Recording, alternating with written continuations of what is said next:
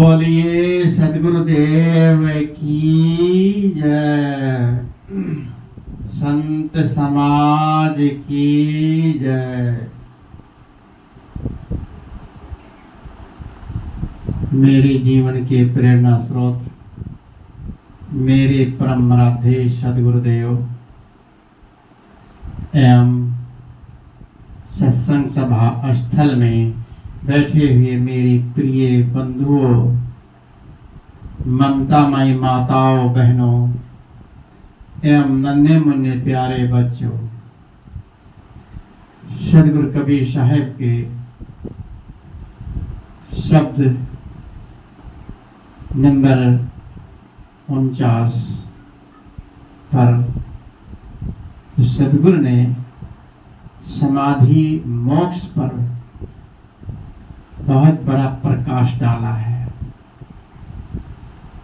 बहुत ही मार्मिक ये शब्द है। सदगुरु यहाँ कहते हैं, भुज भुज पंडित पद निर्वाण, सांझ पड़े कहवा बसे भान। भुज भुज पंडित पद निर्वाण, सांझ पड़े कहवा बसे भान। ऊंच नीच पर्वत नहीं ईंट, ऊंच नीच पर्वत ढेला नहीं ईंट। बिन गायन उठे जहां गीत, बिन गायन तहावा उठे गीत। ओस न प्यास, ओस न प्यास मंदिर नहीं जावा। ओस न प्यास मंदिर नहीं जावा, सहसो धेन दुहावें तहवा।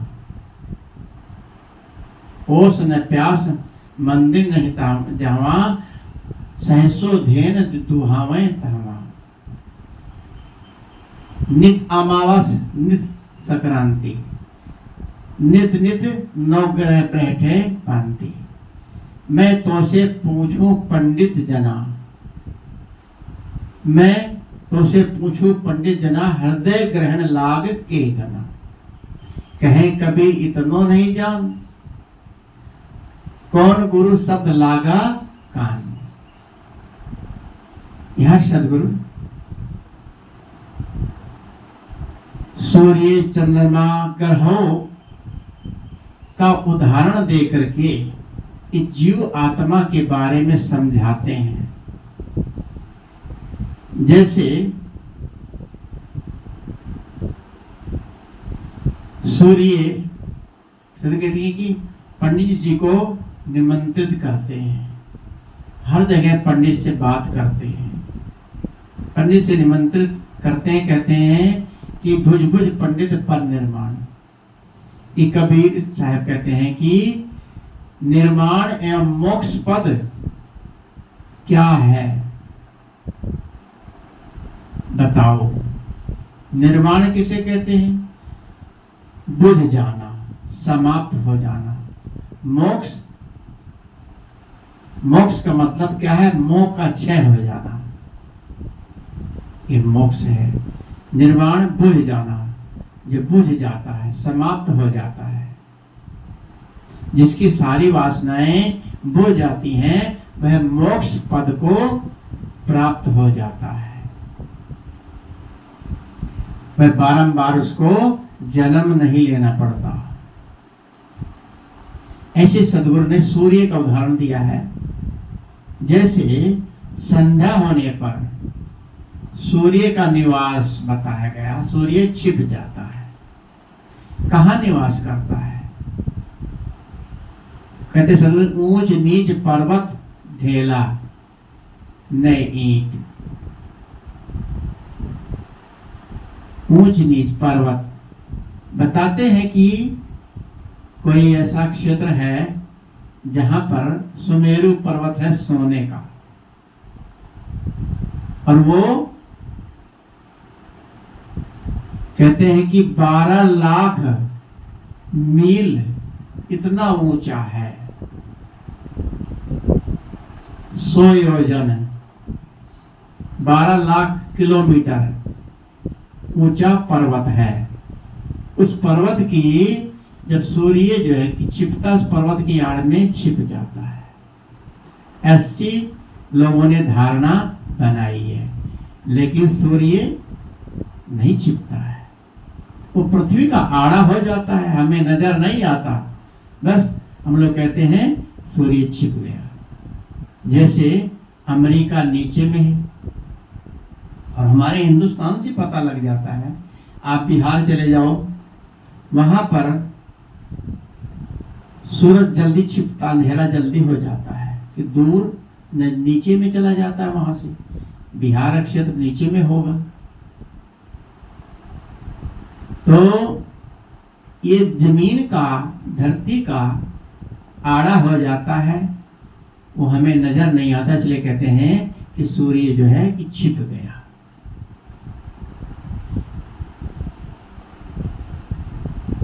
इसलिए सदगुरु कहते हैं कि निर्माण पथ, मोक्ष पथ, जैसे दीपक की ज्योति, जैन धर्मों ने कहा कि जैसे दीपक जलाते हैं, ज्योति उसमें तेल डाल देते हैं और ज्योति जलती रहती है, लेकिन जो ज्योति दिखती है वो नीचे से तेल को खींचती है, तेल का प्रवाह उसमें ऊपर चला जाता है और ज्योति जलती है। लेकिन वो ज्योति जो है वो नहीं रहती है। जो ज्योति जल रही है, वो दिख रही है, ज्योति एक आती रहती है, जाती रहती है, ज्योति निकलती रहती है, वो नजर रहती है ज्योति जल रही है। जो ज्योति नीचे से तेल आया वो जला और ज्योति चली गई। ऐसा लोग आत्मा को भी मानते हैं कि आत्मा का समाप्त हो जाती है, उसका कोई अस्तित्व नहीं रहता। लेकिन सदगुरु कबीर साहब का यहाँ पर कहते हैं कि नहीं, आत्मा का अस्तित्व हमेशा रहता है। उनका भिन्न मत है। शरीर में जो चेतना है, उस चेतना के आधार पर शरीर, जीव आत्मा शरीर में रहता है, उस शरीर का आधार लेता है, लेकिन वो समाप्त नहीं होता। वो शरीर के अंदर रह करके अपना काम करता है और उसमें ही यदि हम अपना मोक्ष का काम, मुक्ति का काम करते हैं तो वो निर्वाण हो जाता है, यानी उसका मोह खत्म हो जाता है। वासना जब बुझ जाती है तो आत्मा, जब व्यक्ति अपने समाधि में लीन हो जाता है तो उसकी वासना समाप्त हो जाती है। लेकिन जीव आत्मा अस्तित्व में ही रहता है, खत्म नहीं होता। मोक्ष पा जाता है लेकिन जीव आत्मा अपने में रहती है। जैसे कि हम सोते हैं, सोते हुए सपना आता है। जब सपना आता है तो सोते हुए भी हमारा अस्तित्व रहता है। अगर सपने में भी हमें कुछ ज्ञान ना हो, आंख खुलती तो कहते हैं ये बहुत गहरी नींद में सोए और बड़ा आनंद आया। किसको आया आनंद? ये सपना देखा, सपने में ये देखा, वो देखा। तो सपना किसने देखा? सुसुप्ति में सोते हैं, लेकिन आत्मा को सब पता रहता है, सब जानती है। इसलिए सदगुरु कहते हैं कि बिन गायन तहवा उठे गीत। बिना गायन, बिना बाजे के, बिना उसके संगीत, गीत उठता है। अनाद अनाद जिसको कहते हैं, गीत स्वर उठते हैं। गीत क्या है? अंतर आत्मा की आवाज है। जब अंदर से आत्मा शांत हो जाती है, जब मन की हलचल समाप्त हो जाती है, तो साधक के मन में संकल्प विकल्प नहीं उठते। उसको छोड़ करके वो अपनी समाधि में लीन हो जाता है, चला जाता है और अपनी अंतर आत्मा की आवाज को सुनता है। जो अंतर आत्मा की आवाज उसकी क्या है? मनुष्य के भीतर जो ज्ञान का स्वर निकलता है क्या है? दया, क्षमा, सत, शील, विचार, प्रेम आदि। जब समाधि लीन अपने समाधि में रहता है, जो ज्ञानी होता है, विवेकी होता है, दयावान बन जाता है, विवेकी हो जाता है। दया, क्षमा, सत्यशीलता उसके अंदर आ जाती है और वो किसी को भी देख करके उसके अंदर दया आ जाती है। लेकिन जब एक कसाई किसी जानवर को मारता है, उसकी अवहेलना कर देता है, उसके अंदर से वो आवाज, जो स्वर उठ रहा है, गीत उठ रहा है दया की, वो दबा देता है, दब जाती है। उसको अपनी अंतर आत्मा की आवाज की पहचान नहीं होती। जैसे आदमी झूठ बोलने की आदत बना लेता है, जब झूठ बोलने की आदत बनाता है तो झूठ बोलता ही है, उसके अंदर से झूठ निकलता है, अंदर से उसकी अंदर से सच्चाई की आवाज दब जाती है, उसकी आदत बन जाती है। तो इसी प्रकार हमें अपने भीतर अच्छी राय जानने के लिए अपने समाधि में जाना चाहिए। जिसकी जो समाधि निष्ठ व्यक्ति होता है वो उसके अंदर से विचार अच्छे उठते हैं, जो सोचता है वही उसको अनुभव हो जाता है, अनुमान हो जाता है, जो मुंह से निकलता है वो हो जाता है। वो चमत्कार नहीं है, लेकिन वो जो समाधि में रहता है, अपने सत्यता में रहता है, वो उसको ज्ञान हो जाता है, विवेक हो जाता है कि ऐसा होगा, ऐसा होने वाला है। लोग कहते हैं बड़े अंतर्जामी है, तो अब ऐसा कुछ नहीं है। हर व्यक्ति के अंदर वो आत्मा जागृत है, लेकिन हमें अपनी आत्मा को पवित्र बनाना है, अपने भीतर बैठ करके अपनी आत्मा में लीन होना। समाधि में लीन व्यक्ति की आत्मा ही पवित्र होती है। जो कह देता है वैसा हो जाता है। अंदाजे से कुछ भी कह दे, कहेंगे कि यार ये तो बड़े अंतर्जामी है। अरे उससे ये पहचान होती है कि वो व्यक्ति अपने सत मार्ग पे चल रहा है। जब भी संतों से के पास लोग जाते हैं, गुरु जी कोई आशीर्वाद दे दीजिए। आशीर्वाद, संतों का आशीर्वाद क्या है? जो मन वाणी से बोल देते हैं वो पूरा हो जाता है। आप भी उस चीज को अपने अंदर जागृत कर सकते हैं। दया, क्षमा, सत्य, शील, प्रेम, ये सब चीजें आप अपने अंदर जागृत कर सकते हैं। समाधि में लीन होकर के जागृत कर सकते हैं। जैसे यदि आपको कोई निर्णय लेना हो, सदगुरु विशाल साहब जी कहा करते थे कि यदि कोई निर्णय लेना हो, 4 बजे उठ करके ध्यान में बैठो। ध्यान में बैठ करके समाधि में जब बैठ जाओगे तो आप उस निर्णय को मन में विचार करो, तो आपको उस समय सही निर्णय मिलेगा।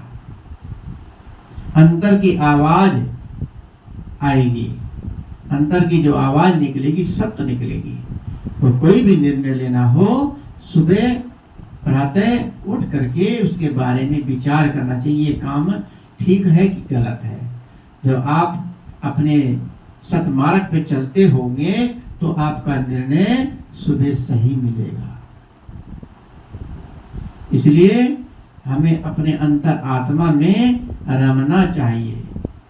वही अंदर ही रसवादन का गीत, आनंद का गीत अंदर उठता है। उसका आनंद समाधि लीन व्यक्ति ही ले सकता है। बिना गायन तहाँ उठे गीत। आगे सदगुरु कहते हैं ओस न प्यास मंदिर नहीं जावा। न ओस न प्यास न मंदिर। ओस क्या है? पानी की प्यास। प्यास क्या है? तृष्णा। ओस के बराबर भी ध्यानी व्यक्ति के अंदर, ओस के कण के बराबर भी उसके अंदर तृष्णा नहीं रहती। पानी की प्यास लगती, पानी के बिना पिए प्यास नहीं बुझती। लेकिन जो ज्ञानी व्यक्ति है, समाधि लीन में अपने स्वरूप में स्थित है, उसको ओस के कण के बराबर भी उसको प्यास नहीं रह जाती। समाधि का सुख उपभोग करता है। समाधि सुख में लीन रहता है, वह विषय भोगों से घृणा करने लगता है, सदैव त्याग में वैराग में रहता है। और मंदिर नहीं था वहां बाहर मंदिर होता है पूजा पाठ के लिए, लेकिन अंदर कोई मंदिर नहीं होता। अपने ज्ञान रूपी मन मंदिर में वो निवास करता है। अपने मन मंदिर में साधक समाधि निष्ठ में बैठ करके अपने मन मंदिर में ध्यान लगाता है। यही मन मंदिर है उसका।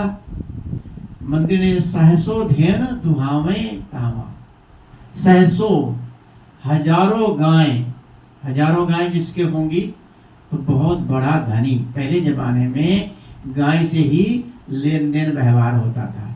जिसके हजारों गाय हों वो बहुत बड़ा धनी कहलाता था।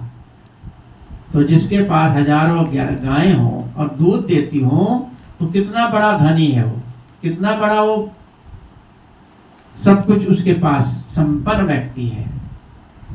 तो जो समाधि में लीन व्यक्ति होता है उसको वो गरीब नहीं होता, उसके जीवन में मुक्त पुरुष होता है। वो मुक्त पुरुष किसे कहते हैं? मुक्त पुरुष कहते हैं, सदगुरु विशाल साहब जी कहा करते थे कि साधु को हमेशा कि मन को कभी ये साधु को ये नहीं सोचना चाहिए, साधक को, कि मैं बहुत बड़ा ज्ञानी हो गया हूँ और मैं ये बहुत ज्ञान हो गया है, अब मुझे कुछ भी करने की जरूरत नहीं है। ज्ञान कभी पूरा नहीं होता और साधु को भी हमेशा अपने पर ध्यान रखना होता, समाधि में हमेशा रहना होता है। अगर उसमें थोड़ी ढिलाई बरती तो समझ लो उसका वैराग कम हो सकता है। यह भी कहा सदगुरु ने कि मन को मृतक जान के मत कीजिए विश्वास, मन को मृतक जान के मत कीजिए विश्वास, साधु तालो भय करे जब तक पिंजर साथ। कि मन को मृतक न जानो कि मन मेरा तो मर गया है, मैं काम भोग से दूर हो गया हूँ, मुझे काम भोग नहीं सता सकते, ऐसा न सोचे। कभी भी अगर ढिलाई बरती तो समझ लो आदमी विचलित हो सकता है, कुसंग का प्रभाव पड़ गया। कितने बड़े बड़े ज्ञानी और ब्रह्मचारी बहुत अच्छे विवेकी पथभ्रष्ट हो जाते हैं कि कुमार्ग मिल जाता है, कुसंग मिल जाता है। कुसंग मिलने से आदमी का मन बहक जाता है। ऐसे ही ज्ञानी व्यक्ति के मन में जो वो साधक होता है, अपनी समाधि में पहुंच जाता है, उसकी सारी इच्छाएं बुझ जाती हैं। तो उसके लिए मानो हजारों गायें क्या है? मनोवृत्ति, हजारों मनोवृत्तियां रूपी मद बरसाती हैं, दूध बरसाती हैं, आनंद का अमृत बरसाती हैं, हजारों मनोवृत्तियां उसके लिए। आगे सदगुरु कहते हैं नित्य अमावस, नित्य संक्रांति, नित्य प्रतिदिन अमावस और नित्य संक्रांति। बाहरी अमावस हर महीने में एक बार होता है और साल भर में 12 बार अमावस लगता है। इसमें चंद्रमा सूर्य दोनों एक साथ निकलते हैं। सुबह कभी अमावस के दिन देखना, उधर सूर्य निकलेगा सुबह और उधर चंद्रमा भी, दोनों एक साथ निकलते हैं। अमा कहते हैं एक साथ, वास कहते हैं एक में स्थित होना, वास करना, दोनों एक साथ वास करते हैं। तो अमावस्या, उसका नाम अमावस शब्द पड़ा है। तो चंद्रमा और सूर्य, चंद्रमा कहते हैं मन का देवता है, सूर्य आंख का देवता। आंख माने रोशनी, रोशनी माने ज्ञान, ज्ञान का प्रतीक है। सूर्य ज्ञान का, मन चंद्रमा मन का प्रतीक है। समाधि में लीन पुरुष जो होता है उसका मन सदैव ज्ञान में रहता है। उसके लिए मानो अमावस्या है, प्रतिदिन उसके लिए अमावस होती है। जिसका मन पवित्र है, ज्ञान में है, तो समझ लो उसके लिए प्रतिदिन अमावस है। वैसे हृदय और ज्ञान मन का एक साथ होना, हृदय में मन का और ज्ञान का एक साथ होना ही आध्यात्मिक अमावस कहलाता है। ये बहुत उत्तम पर्व माना जाता है। इसी प्रकार एक राशि से दूसरी राशि में जाना संक्रांति मानी जाए। संक्रांति की प्रवेश करना, बढ़ना, जाना दूसरी राशि में, सूर्य का संक्रांत होना, उसको संक्रांति कहते हैं। लेकिन संक्रांति का पर्व जो वर्ष में 12 बार होता, परंतु ज्ञानी की संक्रांति रोज होती है, प्रतिदिन होती है। लगा दो ना। नित नित नवग्रह बैठे पान, नित नित प्रतिदिन। नवग्रह क्या है? नवग्रह कहते हैं आकाश में रहते हैं नवग्रह, और आपस में वो दूर दूर रहते हैं, कभी मिलते नहीं है नवग्रह। और पंडित कहते हैं तुम्हें ग्रह लग गया है। ऊपर ग्रह रहता है, नीचे ग्रह आके क्या करेगा? सूर्य है, ग्रह है, और भी ग्रह हैं, वो ऊपर है। अगर किसी के ग्रह लगेगा तो सब पर लगेगा। तो ग्रह जो है कि एक बाहरी है, एक अंदर। 9 ग्रह अंदर हैं हमारे। 9 ग्रह कौन से हैं? आंख, नाक, कान, जीभ, चमड़ी और मन, चित्त, अहंकार। चित्त, अहंकार, ये हमारे 9 ग्रह हैं। इन 9 ग्रहों को समाधिनिष्ठ व्यक्ति जब शांत कर देता है, ध्यान में समाधि में लीन हो जाता है, उसका ये 9 ग्रह शांत हो जाता है, उसका अहंकार खत्म हो जाता है। और यदि ये बहुत ही खतरनाक ग्रह है, जिस जीव को पकड़ लेते हैं उसको बांध देते हैं। इसलिए 9 ग्रह से छूटने के लिए, अपने अंदर 9 ग्रह जो हैं, इससे छुटकारा पाने के लिए हमें समाधि में जाना पड़ेगा, आत्मस्थित में बैठना पड़ेगा। अपने इंद्रियों को जो बस में कर लिया, समझ लो हमने 9 ग्रहों को बस में कर लिया। क्रोध बस में कर लिया, अहंकार बस में कर लिया, काम को बस में कर लिया, राग देश को बस में कर लिया। और हमारे मन जो है, आंख कुछ देखने को मांगती है, कान को सुनने को मांगता है, जीभ खाने को मांगती है, चमड़ी शरीर जो है स्पर्श करने को मांगता है। इन सब चीजों पर जो हम रोक लगा लेंगे तो मानो हमने अपने पर मोक्ष पा लिया। आगे सतगुरु कहते हैं कि मैं तो ही पूछूं पंडित जना, मैं तो ही पूछूं पंडित जना। पंडित मैं तुमसे पूछता हूं, पंडित से ही क्यों कह रहे हो? पंडित कहते हैं ज्ञानी को, क्योंकि मैं तो पूछे पंडित जना हृदय ग्रहण लाग के घना। पंडित जी से कबीर साहब ने प्रश्न किया कि पंडित जी तुम्हारे हृदय में ग्रह कब लगा? जैसे कोई व्यक्ति काशी में कोई तीर्थ यात्री बैठा था, पंडित जी उधर से घूमते घूमते आए।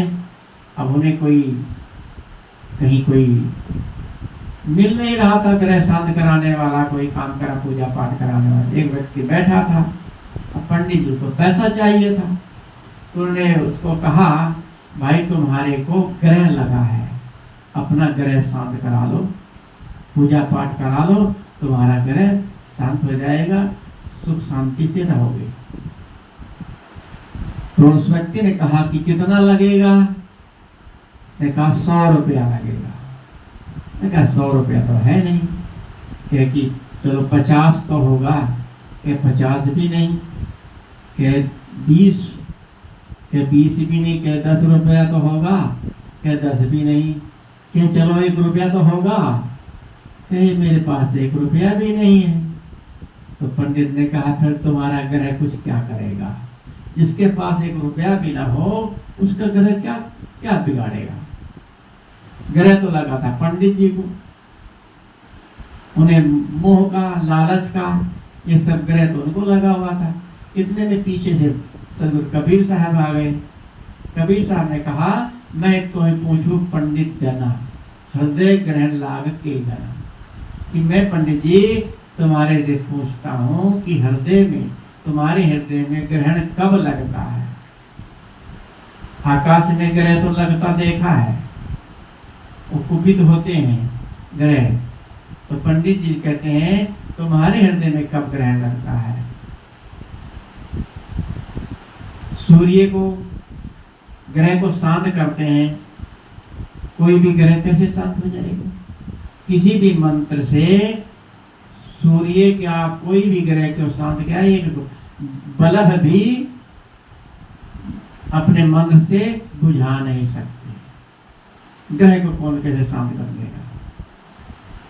आगे पंडित जी बेचारे निरुत्तर रह गए, कुछ नहीं बोले।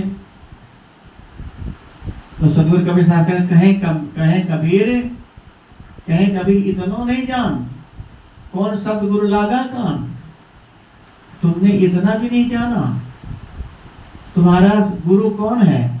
कौन शब्द तुम्हारे कान में पड़ा है? कौन सा ज्ञान भरा है तुम्हारे अंदर? यहाँ पंडित का अर्थ है जीव से। जीव से सदगुरु बात करते हैं कि जो अज्ञान से घिरा हुआ है, अज्ञान के घेरे में है ये जीव, इसको ग्रहण कब से लगा है?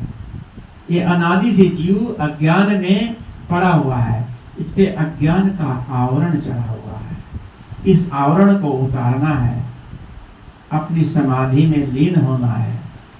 तो व्यवहार में जो व्यक्ति अपने मन इंद्रियों को का संयम रखता है, अपने अंदर राग द्वेष काम क्रोध लोभ वो अहंकार को मार लेता है, चिंता शोक सबको शांत कर लेता है, उसी का मन शांत होता है, वही अपनी समाधि में लीन रहता है, तब उसका ग्रह यही है, शांत हो जाता है। वही साधक सिद्ध कहलाता है, नहीं तो सारा पंडितित्व नष्ट हो जाएगा। सदगुरु ने इस शब्द में, पूरे शब्द में समाधि तथा मोक्ष का स्वरूप का दर्शन बताया है। इसलिए हमें अपने आत्मा को पहचानना है। ये जीव मरता नहीं है, कहीं जाता नहीं है और इसका अस्तित्व खत्म नहीं होता है।